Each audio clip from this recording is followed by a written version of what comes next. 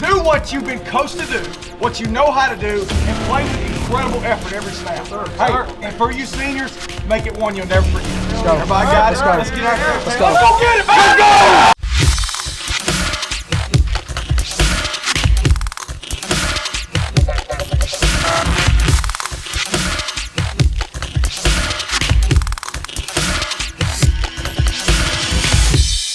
Hi, welcome to the Coach Bryan Moore Show. Margaret and Prayer alongside Coach Bryan Moore. And Coach, let's thank our sponsors before we get going. And remember to tune in every week here on YouTube for the Coach Bryan Moore Show. It's going to drop on Wednesdays. Friday nights, the NFHS Network is going to broadcast our ball games from JP Kane and wherever we travel to.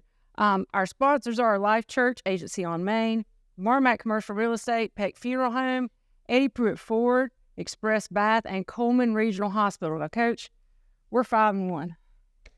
Cardiac kids. Yep. What can you say about the resilience of these players? I mean, it's a special group, but it tells the story of the character of Hartselle, Alabama, right? I mean, that's who they are. That's who they're fighters, and, they, keep punching till the end. There was, no panic in our kids Friday. And, obviously, with that all being said, we need to play better early in the game especially. But extremely proud of the way that we fought back and the fact that we just never gave in, and because that game could have gotten out of hand. I mean, there was a point where we just couldn't stay on the field offensively. We were fatigued defensively. They had scored, I think, 2 straight drives. They scored in 3. Yeah, and right before half too.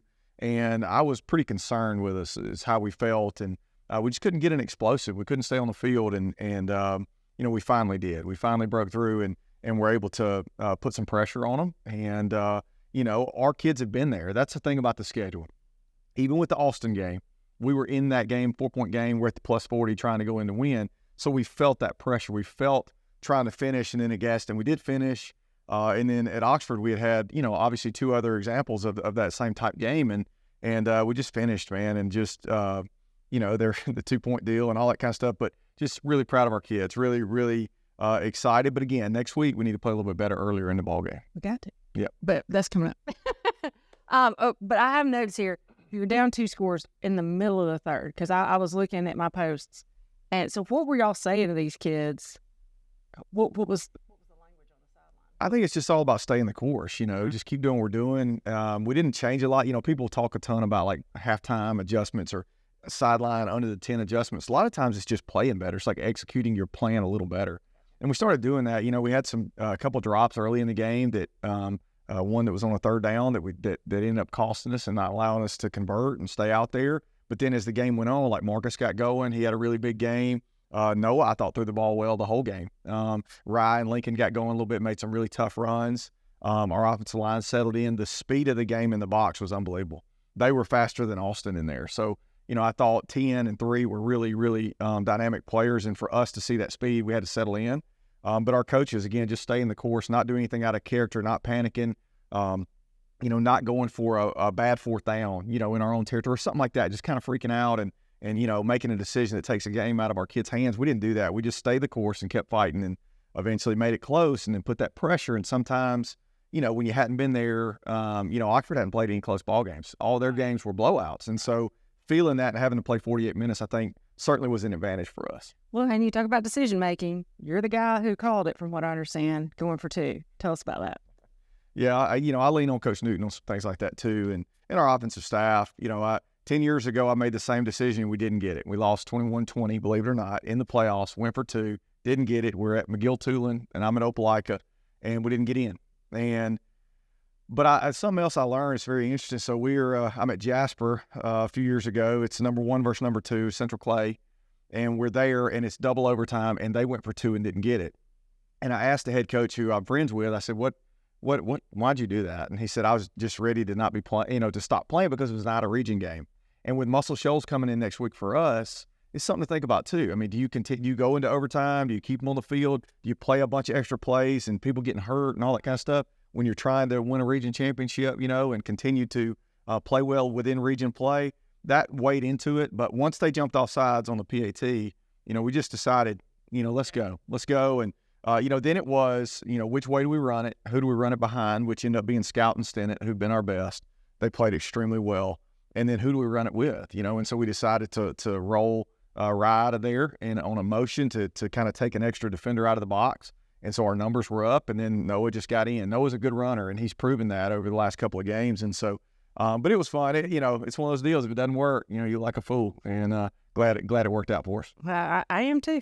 Less trickeration this week. Yeah. Was it the personnel changes or was it? Yeah, I think they were pretty sound in some things. We're looking for cracks and things within a game plan. And, I did see a bunch. They're very well coached. That's a really, really good football team. One of the best that we've ever beaten here, I think, if not the best. That's a quality team with electric players, with really good coaches, one of which I worked with at Jasper. I was our D-line coach there at Jasper, and just a great person, Darius Gilbert. They do a really good job. Coach Cochran, the defensive coordinator, does a great job. Sam's a great offensive mind. That gave us some trouble in the run game, was a little bit surprising. But so we didn't find all those, and I didn't want to just force the issue. If against Gaston, we had some things that we really liked. And, I mentioned it kind of all week that we felt good about a few things. And so I don't want to force the issue. I want to take advantage of those opportunities when they're there, but I don't want to be risky and not calculated. And I think we were pretty calculated in how we went about it this week. And, again, it wasn't anything about the scheme. It was about just executing and doing right and not being, like Coach Newton said last week, a guy off. And we weren't early on offense, and we settled in and played really well late, but we didn't have to do anything unconventional, which was even, I think, made me more proud of the kids that we could just do it, lining up and playing ball and not having to, gimmick people and that sort of thing. Right. Have you ever been part of back-to-back wins like that? Man, I don't think so. Those are special, and it's funny. It almost makes Gadsden seem like a long time ago, and that was such a great win there too. And but this one was special, and I've never seen a team fight as hard as this one did down the stretch. Just so proud of them. Like I said, we got to play better and execute at a little higher level. But as far as our resilience and playing hard and tough and making it a street fight and all those kinds of things we talked about, we really did that. Okay, we're going to take a quick break. We'll be right back watching the Coach Bryan Moore Show.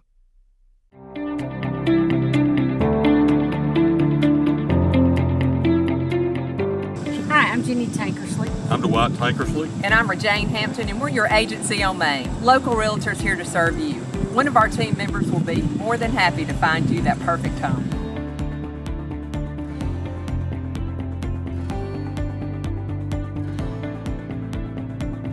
Go Tigers!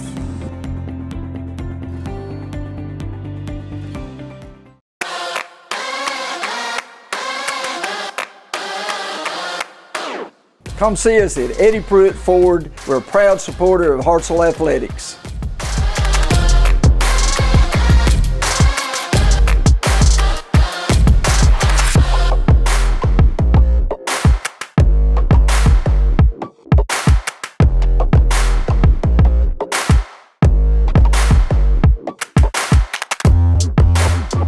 All right, we're back with Coach Moore. Coach, I want to ask a conditioning question. You've played 2 back-to-back really physical games. You're on week 6, or you just finished week 6. We are tired. We're starting to have some minor injuries. How do you keep these guys up to par conditioning-wise? Because so far we've been the better conditioned team. Yeah. While giving enough time for recovery to get rid of the little aches and pains that you're going to have during this type of season. Such a balance, and I lean on so many guys when we staff meet. We talk about our ailments and who feel, how's everybody feeling. And Coach Holly does such a great job with our strength program, but also having awareness. Like some strength coaches are just meatheads, and all they want to do is lift, and they don't want to, accommodate, and they just kind of keep their thumb on everybody the whole time. And he said, well, how are we feeling? He and I talked Sunday before our meeting, and he said, how are we feeling? I said, I think we're pretty banged up. He said, Coach, we can pull back, on some things. So he always is very cognizant of that and kind of how our kids are feeling. And actually the way we do it in 3-week cycles. So we get through this week. Really, Sunday was the heavy lift. And then we'll lift again Tuesday, which will be light. And then next week we do what we call a deload, which is we still lift, but we cut the reps way down and we pull the weight back, the percentage is low, so that it's more of a range of motion instead of a true strengthening part, because your body needs that week. And after you go through, after Muscle Shoals especially, and we got Athens too, and Decatur too, but you have to pull back off of them. But at the same time, I said, hey, we got to stay strong. So there is such a balance between that. And I think some coaches don't do a very good job of being aware of that. And I think Coach Holly really does a great job. Well, and he does. And I'm going to switch to offense right now. We're going to keep going because we got a couple special segments. But you sent me the stats. You usually send me stats on Saturday morning, and I texted you this. I sat there and just shook my head. So this team, Oxford, the opponents averaged 9.6 points against them. Yeah. So if I'm looking at both stat sheets, I'm going, this team did not win. But it did. Yep. So what can you say about that? How did perseverance? Was it perseverance? Was it a little luck? What? Yeah, I mean, I think our defense first off kept us in the game. We forced 6 3-and-outs in the game, which I thought was a huge number. And then the last 3 drives were 3-and-outs where they got the ball back to us. 2 in a 2-minute scenario with that SEC quarterback. That's pretty special. So they fought their tails off. We gave up a couple big ones, but really, really fought and limited big plays and made them earn it. You know, they ran the ball better than I expected. But that was the type of game we were playing, is forcing them to do that, which is so backwards of normal football. You don't want people running the ball on you, but with a quarterback like that, you have to. Right. And then for us offensively, it was opportunities and making plays. You know, Marcus's post was huge. Right after the late hit on the quarterback with Noah, he scored a touchdown there. And then finally we hit an explosive to Jaden Morris that got us down there on the last drive. And then Rye ended up scoring, and Rye really played hard and physical and tough. And so I think it was just about being opportunistic. I mean, it wasn't pretty when I was putting those stats in. When I did our goal board and all that stuff, it wasn't pretty. But again, they rose up when they needed to and made plays when they had to. Right. And you were talking about Rye.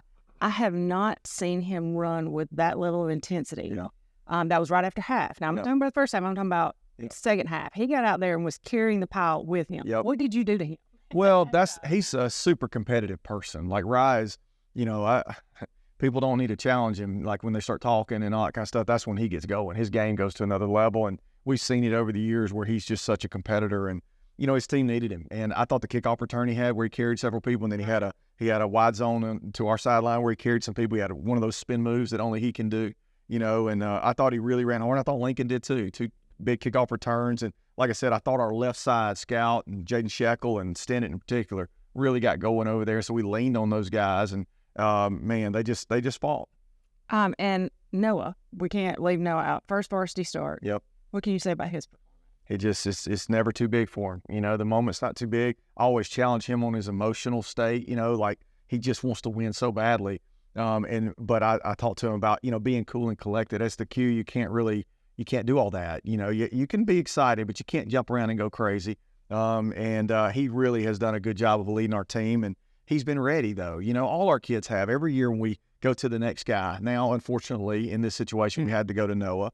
But all those kids were ready, and Will Lang does such a great job with them, and our scheme has been the same, and so they're very, very comfortable and confident, you know, and so and our other players step up. You see defensive guys, Porter and those guys coming over and encouraging them. You don't have any of the divisions that you sometimes have in big-time football where defense is out there a bunch and they're griping because the offense can't move the ball. We don't have any of those problems, and so I think that goes a long way in helping Noah with his confidence too. So just really proud of him. He's done a great job. Well, and I'm calling an audible here. I saw Landon on the sideline, giving him lots of encouragement and cheering his teammates and being the leader. If he can't do it in the uniform, he's going to do it on the sideline. Yeah, I've said to him, I said, dude, you're not dead. You know, I hate what's happened, but you're still part of this. Right. And we want you to be around it. We want you to help. And you know, and he's just such a great kid and such an encourager. You know, a lot of kids could be selfish in this moment and say, that should be me. You know, I should have been the one to beat Gadsden and finish the game and to beat Oxford.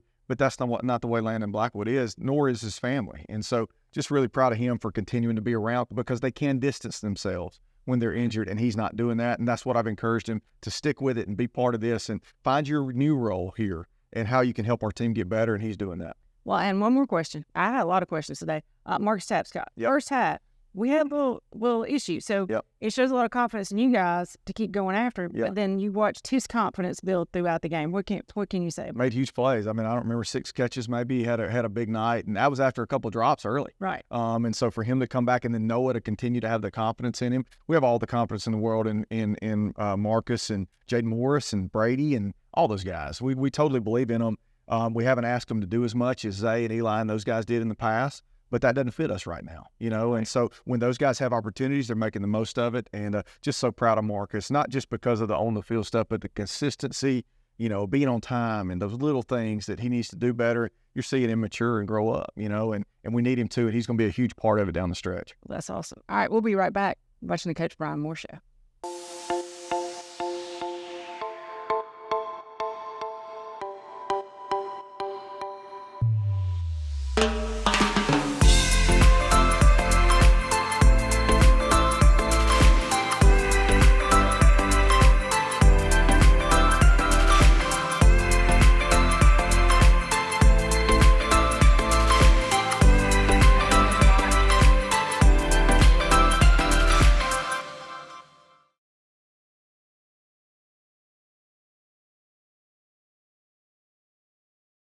All right, we're back with the Coach Bryan Moore Show. I'm here with our Eddie Pruitt Ford Player of the Week, linebacker Jake Haynes. And Jake, great performance on Friday night. Thank you. First question, what's been your favorite moment so far this season? And it can not have to be in-game. It can be any moment. Well, I'd say it would be the last drive of an Oxford game. It was electric, the whole defense and the offense after. Okay. If you could play any other position besides linebacker, what would it be? I'd probably say like DN because they get to do a lot of stuff, or just any skill position on offense. Okay, so you want to be a receiver. You want to be a Marcus Tapp Scott. Yeah, if I could be. Have you seen y'all's personnel lineups? It could happen. Yeah, it could. It could happen. All right, what part of your game do you want to improve on? Trying to constantly get better. I'd say my open field tackling. I've missed a lot, especially in the past few games on those running backs, on those good running backs. And, I'd say open. But you Superman the quarterback Friday night. Yeah, well, he was running away from me. That was pretty good. All right, I have to ask this question. My sports marketing class came up with it. Who on the team has the best drip? I'd say Noah Gibson, in my opinion. You're the first one who has not picked a DB, and the DBs all pick themselves. Have you noticed that? Yeah. I'm going to ask them that question. We got a special segment with the DBs today. And then final question for everybody: favorite part of practice? V drill. And what is that? It's basically like an Oklahoma drill, if you know what that is. I do. Except it's like 3 layers of the defense. You got the DBs and receivers, the linebackers and fullbacks. And then you got the O-line and D-line, and then a ball carrier. And they have to go through all of it. Mm-hmm. All right. Thanks, Jake Haynes. Thank you. We'll be right back. You're watching the Coach Bryan Moore Show. This is Shane Odom with Marmac Commercial Real Estate. We approach real estate with our 3I approach: integrity, intelligence, and innovation.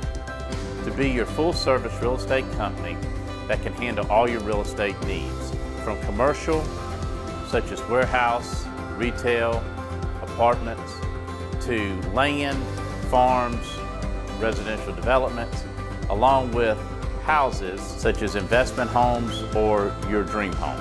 Marmac Commercial Real Estate has over 15 years experience providing award-winning full-service real estate experience. One team, endless possibilities. Marmac Commercial Real Estate. Okay, and welcome back to the Coach Bryan Moore Show. I'm here with our DBs and their coach, Coach Matthew Cole. And I have a few questions for you guys. You had a pretty good performance against Oxford. You allowed 125 yards receiving with an SEC quarterback and receiver. So let's talk about the receiver off the front. Kamari Hampton, number 1, usually averages about 100 yards a game, and you held him to 40. So how did you do that? Going into the game, their strategy was to throw the ball a lot. So we weren't necessarily worried about one receiver as a whole. We were really just dropping into coverage, worried about all the receivers, and I think we covered them up pretty well. Okay, anybody else? You're going to let Peyton be the spokesperson? Okay, let's start with this. I think I'm going to get some good answers to this. Deion Sanders, Darrell Revis, Rod Woodson. I have a personal favorite, Chris Donnelly, but y'all know who he is. Just a few famous DBs. And they're known for their speed, but more importantly, their attitude and ability to trash talk. So, who would you say of this crew is the biggest trash talker? Peyton. I think I'm up there. Well, hey, and I didn't tell everybody who y'all were. You want to tell everybody who you are? Or do I need to tell you? Station then. Okay, see that typical DB. Okay. Who's been the best receiver you've had to cover? We'll go down with Drake first, straightboard. I had to cover some good receivers during the summer, but probably the best I've ever seen. But probably number 2 for Muscle Shoals. He's going to be Okay, to Caleb Goodwin. I'd say number 1 for last week. He had probably the best releases I've ever seen, like Gordon. Okay, Pate Steele. Freshman year, I had to guard Trey Shackelford, so he was pretty good. He's at Austin P now, so it's probably the best at guard. All right, Hudson Buckley. I'd probably say Isaiah Fletcher just in practice last year. Hey, that's all right. And Saban Witt, who do you?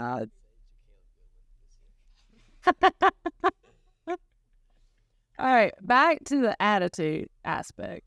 And Coach Cole, you're more than welcome to contribute at any time. When I've asked players of the week who had the best drip, they've often named a DB. And anytime we've had a player of the week who was a DB, they automatically named themselves. Cole Miles was a player of the week, and he owned up, so it was him too. So who would you guys say had the best drip? Me. Definitely not Noah Gibson. Were you cool? Yeah, it's not Noah Gibson. And Jake was lying about the Noah Gibson part, but it's definitely me. Okay, let's talk about your coach for a second. Coach Cole doesn't seem to embrace the stereotypical personality of a DB. What are we missing? So when does the swagger come out? When do we supposed to be looking for? It sounds like a weight question because body type. It's just I just had some of these guys in class, and so guys, when does he start acting like a typical DB? A little trash talk. I think when we're doing good, he kind of lets us loose a little bit if we're comfortable and he's comfortable with us how we're playing. But if we're not doing so good, he's going to be on us pretty well, just like any other coach would. Okay. And I do have one serious question to finish our segment. All right, we know it happens. You guys give up a big play. Okay, it's going to happen. You have great stops, but sometimes it's not great. How do you reset? Because you guys have to run back down the field, be ready to go again. What is just a mentality that's growing with us, probably just from being at Hartsville. So what have they taught you to do? Just stay calm, move on to this. Always the next play. Like, if you mess up, we open for the next play. I don't reset. I keep it with me. Okay. I think that's the mindset that they try to create. And all those DBs you mentioned, the legend guys, you got to have a kind of a confidence. Like you said, swagger earlier. You got to have a confidence that you're the best player on the field. Because most of the time, the receivers that we're up against are guys like the Hampton guy from Oxford that, but you got to think a little differently as a DB, and you got to reset really quickly, and you got to really believe probably a little better than you really are. But that has to be the mindset. That's great. All right, guys, I thank you for taking time out of your busy day to talk to us on the Coach Bryan Moore Show. We'll be right back. Peck Funeral Home is owned and operated by folks who live in the same communities they serve. Our employees are the heart of our business. The funeral home proudly employs over 30 local individuals. Currently, the funeral home is managed by Jeff Halbrooks, who has held that position for over 20 years. Our goal is simple and has remained the same now since 1929. Peck Funeral Home strives to provide genuine service from the heart. All right, we're back with Coach Burt Newton. Coach Newton is our defensive coordinator and associate head coach. Good deal. Just checking to make sure. Just a helper. He's a helper. But we're here to ask some defensive questions. And, Coach, I was looking at the possessions on your stat sheet. Oxford, first 4, no go. Next 3, touchdown. Next 5, nothing. So what happened with that? What adjustments did they make to be able to score so quickly on you? Or what did we do to stop that? Yeah, I think football's a game of momentum. Obviously, the end of the game luckily turned our way. They got really good players. I mean, that was the best offense we've seen so far, especially being able to throw the ball around. But they ran the ball on us well, and we didn't expect that, honestly. But they had a great running back. He's number 5. 3 weeks in a row, Gadsden's best player was number 5. we're playing number 5 that was a running back last week. Most Shoals' best player on offense is number 5, a running back. So we're getting used to that number 5 being running at us. But he made a big run and we didn't fit it right. And then we gave up a wheel route before that, the one that scored right before half. And we blew a cover with the underneath linebacker, should have carried that wheel. But that being said, he'll never do that again. It's a teachable moment. And so I think he'll, by that happening to him, because you could tell, when they get over there and they know they screwed up and whatever, and they give you why they did it, and you can, with some kids, it was Jace Pruitt. You can tell, like, that's going to stick with him for the next, I guess we're at a year and a half now. But he learned from that. And and then, they had the one ball into Caleb where he was in perfect position. And when they're like that, I don't yell at them. I don't even say good. I said, you were in great shape. He's a great athlete. It's going to happen again. Win this next one, okay? Because of, how Coach Cole teaches them to perform and everything else. So, that was the 3 scores, but they're explosive. If you'd have told me before the game, we'd only get 7 points by halftime and 21 the whole time, I'd have said, hey, I'll sign up for this right now. Because, like I said, they're so explosive on offense with so many weapons and so well coached. So that was kind of the story of that. But again, at the end, when we got going and our offense got going, and it was in the third quarter, it was kind of almost like, keeping them playing hard, and no matter what, just we got to get better, blah blah, because this game doesn't matter for next week. And then as we got the first 3 and out there, and then I think the next one was a 4 and out, and then a 3 and out, and a 3 and out to end the game. You just had this feeling like, even when we were down after the second one, I told them in the 10, I kept telling them, we're going to get a 3 and out, and our offense is going to score. We're going to get one more 3 and out. And then even the late, I was like, hey, we're going to go back again and get one more 3 and out. Ended up being a 4 and out because of turnover and downs, because they went for a 4th down, but to end the game. But it was really, really good night with them. And just the whole message that Coach Moore sent all week was, we're going to be more physical. We're going to hit the quarterback, which we did. And can he step into big throws at the end? And because of our pressure and the way our DBs played, they couldn't. So, again, big night. I think typical Hartselle, we stole one from a team that I think is more talented than us. And but that's what we do. It's true. Defensive line you were talking about Mims getting hit. They were crazy. Can you talk about how they performed? Oh, yeah. So Andrew Carroll had his first big sack of the season. It was huge. Porter, of course, got home and hit him multiple times. With Jameson Falciani off 2 blitzes, hit him twice. Kristen Balding read that screen at the end, which we've had a lot of fun with him. I'm not catching it, but perfectly. And then he also had 2 or 3 pressures, I think. And so they played great. Jake Haynes had a sack too. And but I was proud of our guys, because you give them a message at the beginning of the week of, we're going to hit them, but we're going to do it right. We're going to get personal fouls. And one of them was maybe a half second late that we got called on. And it was Jameson Falciani. He came over and I said, look, we told you all week this is the part of the game plan. Next play, reset, and you're fine. Well, I'm not mad at all at that. That's exactly what we told her we're going to do. And I think by the end of the game, it's the Rocky message that Coach Moore had of, we just keep throwing body blows, and at the end we'll win. It came true. Well, and let's talk about the penalties. I saw there were several offsetting. Mm-hmm. So what can you say about that? There are good penalties. You've told me good penalties and bad penalties. So we're talking about fouls. A personal foul after the whistle's blown, to me, is never a good penalty. Like, if to me that's bad, because that means you're doing something after the whistle. And so, but one of them was, Christian got one of them, and but the kid from Oxford literally tried to destroy after the play Noah Gibson. He was kind of taking up for his guy. And so he snatched him, and of course I'm sure he said some good words to him, and he got that one, and it was tough, and he came over there and was freaking out, and Coach Moore got him right, and it was almost like it got him going. He played better after he got calmed down and reset. And then the other one was we were running our mouths at around officials, and that's not right. And so that one's a bad one. Okay. So that's kind of how I operate on that. Is if you get one pre-snap or post-snap, that's bad. If it's because you're playing hard and you get a personal or get a pass interference or a defensive holding or a roughing the passer or whatever, we can't live there and have tons of them. But I'm fine with it. But if it's to a point, But if it's if it's pre-snap or post-snap, then it's, we can't do that. Okay, I learned so much from you in these interviews. I really am. All right, so I have another question. Okay. All right, I watched Porter Simmons, Mm-hmm. and I'm not a football guru, but he was held all night. They were. Okay, so what do you tell him? How does he maintain that resilience to keep going after play, knowing they're getting away with a hold, and keep his intensity?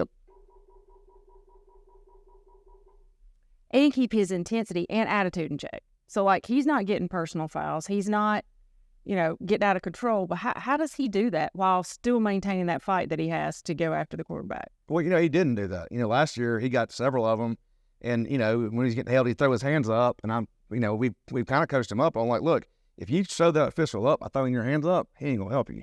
But if you say, hey, sir, they're holding me every play, but you please watch number 67, was this week, one of the guys, you got a better chance of getting one.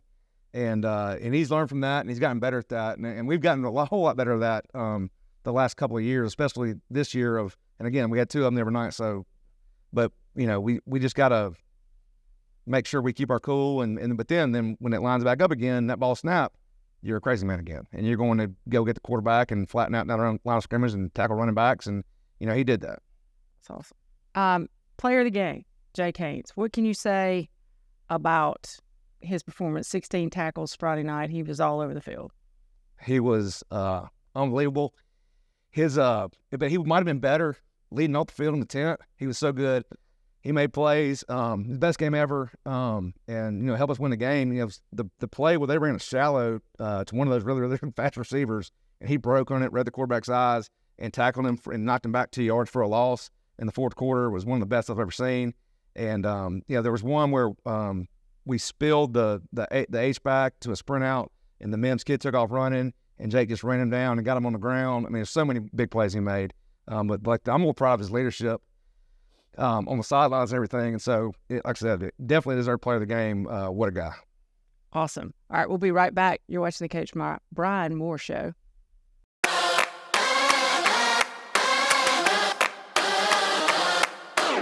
Come see us at Eddie Pruitt Ford. We're a proud supporter of Hartselle Athletics.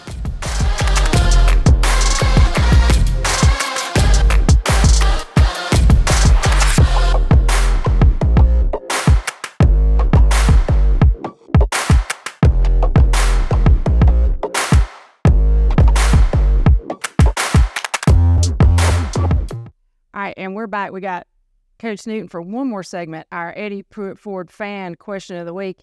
And Miss Dana McCutcheon is our fan. So she says, as we prepare for Muscle Shoals, our defense is playing lights out. How do we keep them motivated? They're going to be motivated. We're not talking about it to them, but in all likelihood, this is for the region championship. And, so they know, and they're smart, and they know. And so the motivation part is not going to be a problem. The problem is that Muscle Shoals is the best offensive line we've seen. They got a great running quarterback. He can throw it good enough. They got a receiver that's dynamic. And then they got a running back that's really, really good. So, and they're tough. They're like us. They're Coach Basin. I went to a clinic this summer, listened to him for about an hour, and I always knew he had a good program because since I've been here, that's been the game that, like, it's going to be a fight. But listen to him talk, sound a lot like my dad, which is impressive to me. And so I think the biggest thing is that they're different than what we've seen. They're a smash mouth, run down your throat, and then take shots. They're a lot like us. Different schematically than us as far as what they do with tight ends and wings and everything. And so getting lined up to them is going to be a challenge. They're doing the shift thing that Mountain Brook did last year. And so, but we worked it. We had 20 snaps this morning. We're gonna work it all week, and we're gonna walk through our butts off, which is not my big deal. I think that's for offensive people, but we're gonna do that and make sure that we're ready. And then it's gonna come down to who plays hardest and who makes the plays and who doesn't make the mistakes. Because I think both teams are really, really good. They play all big 7As, and we play either 6As or 7As as well on our non-region games to get ready for this game. And so I'm super excited about it. It's going to be really fun. It's a huge challenge. They're really, really good. But, I love it. I love it. It's a JBK. Awesome. All right, we'll be right back. You're watching the Coach Bryan Moore Show.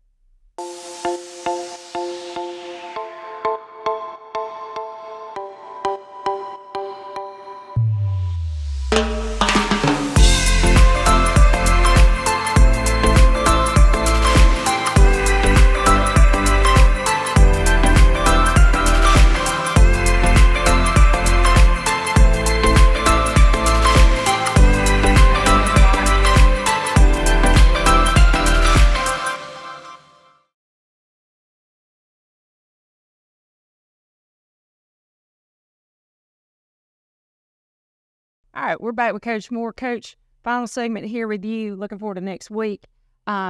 This game, I'm going to sound a little pessimistic here. We had 2 great emotional wins, but when it comes to playoffs, those didn't matter. Yep. They don't count in region wins. Your region schedule, Right. This could be for the region championship Friday night.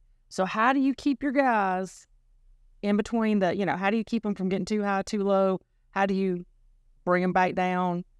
How are you preparing? I think our kids are smart, and they understand. They've been here, again, I mentioned that about Oxford and us, and the difference maybe, was being there and going through those things and playing in really tight ball games. Our kids have been in this game. This game is thankfully in JP Stadium finally. I feel like a million years since we've played at home since COVID, against them. So it's been a long time, but our kids are prepared. They know that this one matters more, but we're not going to change our approach. We're going to go about it in our preparation the same way. The way we practice, the way we meet, the way we lift, all that is going to be the same. We're going to stay within our routine and just try to play a little bit better. Every week's been a growing experience, and our kids are handling that so good, and they're so locked in, and everybody's here and ready. And we're very fortunate right now with for the most part with injury. It's not perfect. We're banged up a little bit, but again, most of our kids are still rolling, and again, that's a testament to our strength program and what we do. But they're excited. They'll be excited for Muscle Shoals to come in here Friday. All right, who are we looking for?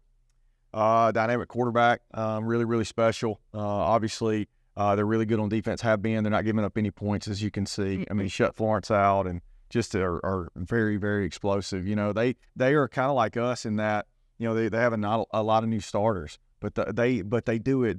Coach Faison does such a great job of getting those kids prepared that there's no drop off. And we're hoping the same thing is happening for our program, which is pretty similar to last year again. Supposed to have a down year. Right. They're not going to, and hopefully we won't either. So just really, it's a challenge for us. Their offensive line's really good. They got a great offensive coordinator that keeps y'all balanced, and they do shifts and motions and all those kinds of things. So we'll have our work cut out for us. But like I said, it'll be a great environment and a lot of fun. All right. Good luck, Coach. Thanks. You're watching the Coach Bryan Moore Show.